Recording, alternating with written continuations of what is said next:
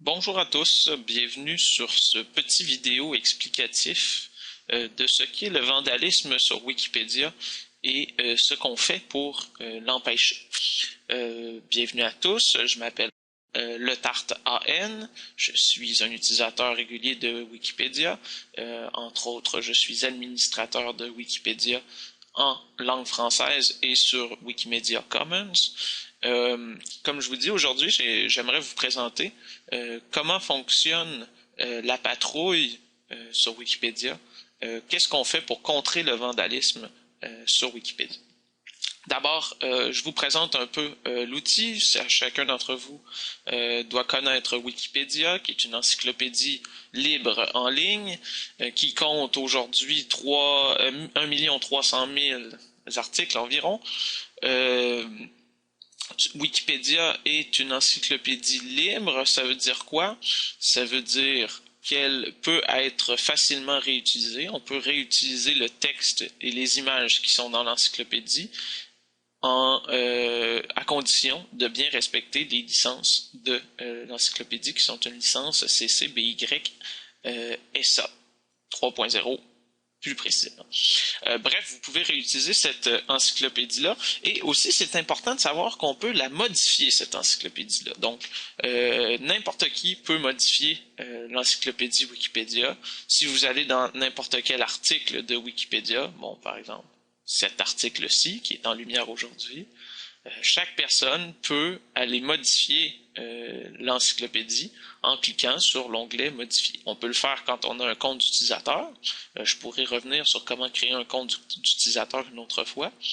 Et on peut le faire même si on n'a pas de compte d'utilisateur. Dans ce cas-là, on va faire une modification qui va être notée à l'aide de notre adresse IP. Donc, si on clique sur Modifier, on va tomber sur l'article, le texte de l'article en forme de code, un peu. Il faut apprendre le code, c'est pas très compliqué.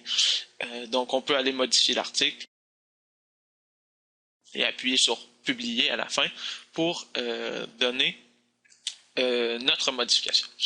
Dans chacun des articles, il y a ce qu'on appelle l'historique de l'article et là on peut voir toutes les modifications qui ont été faites sur cet article-là, donc dans l'ordre temporel. Donc on peut aller vérifier qu'est-ce qui a été modifié, par exemple en cliquant sur diff ici. Si on clique sur diff dans l'historique d'un article, on va voir la modification qui a été faite. Donc par exemple là, ici, un point a été ajouté ici après la référence. Donc c'est une petite modification. Donc, vous voyez qu'on peut vérifier les modifications qui ont été faites sur chacun des articles à l'aide de l'historique et donc ainsi enlever les choses qui sont bonnes ou qui sont pas bonnes surtout. Et c'est ce que j'ai l'intention de vous montrer aujourd'hui. Vous remarquerez que vérifier l'historique de chacun des articles comme on a ici, c'est pas nécessairement très productif, puisque c'est beaucoup de travail d'aller cliquer sur diff à chacune des modifications pour aller vérifier qu'est-ce qui a été modifié. Donc, je vais vous montrer aujourd'hui une autre façon de faire, qui est un petit logiciel qui s'appelle Live ARC, qui permet de suivre en direct les modifications qui sont faites à l'encyclopédie. Donc, une autre façon de suivre les modifications de l'encyclopédie, c'est d'aller voir la liste de suivi. Donc, quand on est dans un article, n'importe lequel de l'encyclopédie, on a une petite étoile en haut à droite sur laquelle on peut cliquer quand on a un compte enregistré dans l'encyclopédie. Si je clique sur cette étoile-là, l'article sera ajouté à ma liste de suivi et je pourrai voir toutes les modifications qui sont faites sur cet article-là en allant vérifier ma liste de suivi. Donc, vous voyez ici ma liste de suivi qui contient plusieurs articles, plusieurs pages de discussion. Donc, je peux vérifier quelle modification a été faite sur Tenia, par exemple. Et vous voyez ici, la modification était un vandalisme probablement, puisqu'elle a été annulée. Allons la voir. Si je clique sur diff, on voit ici que quelqu'un avait ajouté un article. Bon, je ne sais pas si c'est très pertinemment un vandalisme, mais semble que c'était pas pertinent de le rajouter ici. Donc c'est une autre façon de vérifier les modifications qui sont faites sur l'encyclopédie, c'est-à-dire d'aller dans sa liste de suivi et de voir les modifications qui sont intéressantes, donc qu'on trouve importantes.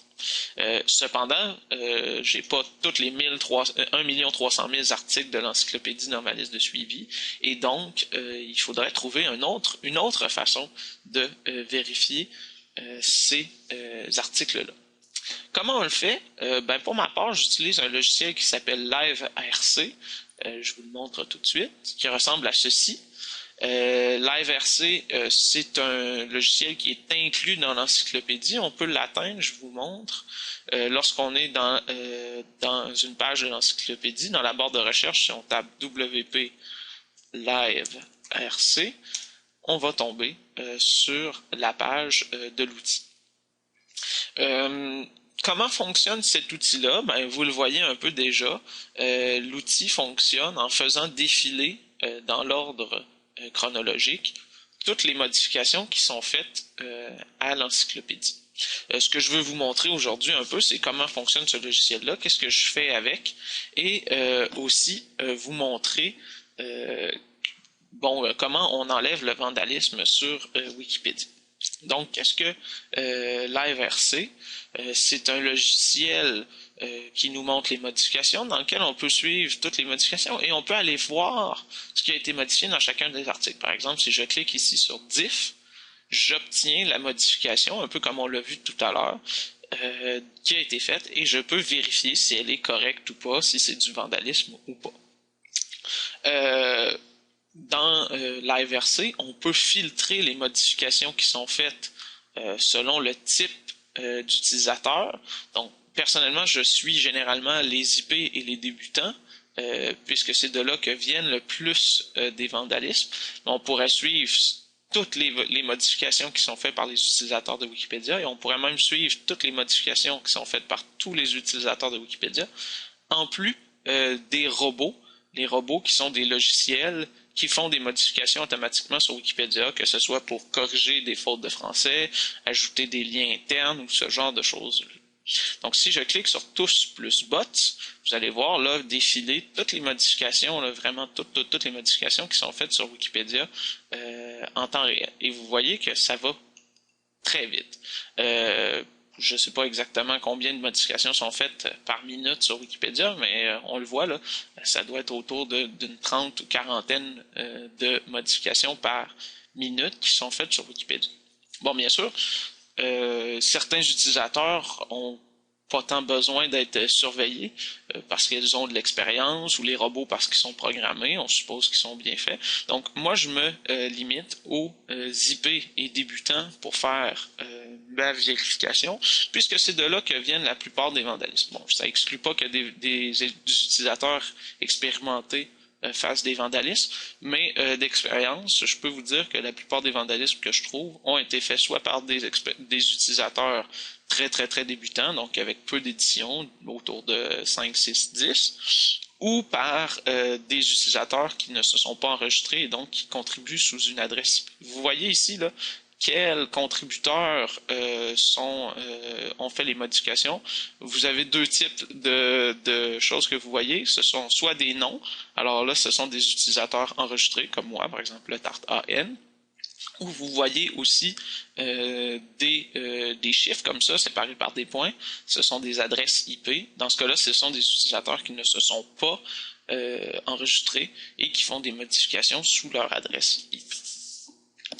Donc, comment ça fonctionne, LiveRC? Ça fonctionne comme ceci. Quand on regarde les modifications, on peut aller voir le titre de l'article qui apparaît ici.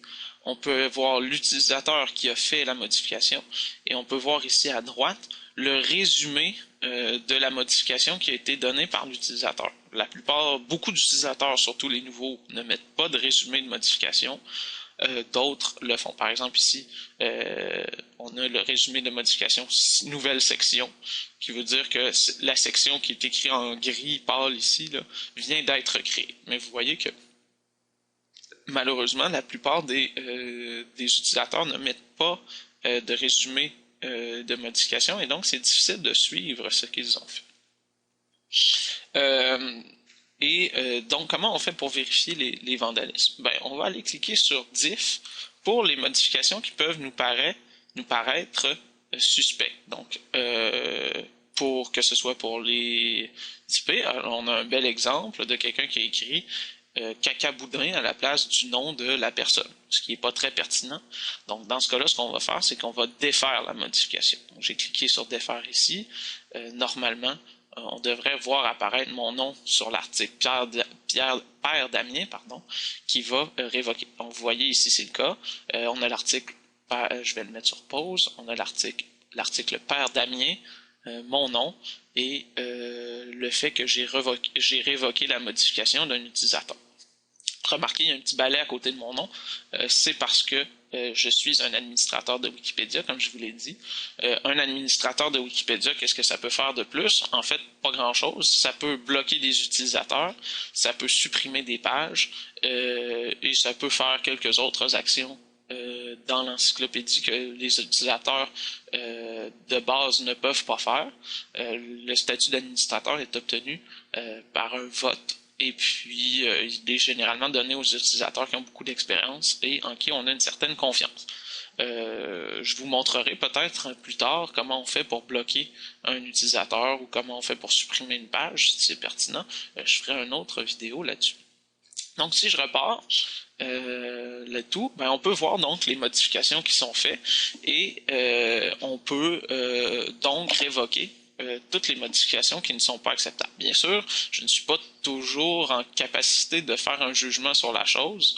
Est-ce que Derka est effectivement une personne célèbre qui vient de limer? J'en ai aucune idée et je ne peux pas le déterminer. Donc, je vais laisser passer. Et ça vous montre que l'IVRC, les personnes qui travaillent sur ce logiciel-là, il y en a quelques-unes, n'est pas parfait et n'enlève pas tous les vandalismes, mais est une première ligne de vérification. Ensuite, ben, les gens qui suivent les articles peuvent aller les vérifier. Les personnes qui vont lire les articles peuvent les modifier s'ils retrouvent des erreurs évidentes. Et donc, il y a toute une chaîne de personnes qui vont vérifier les articles.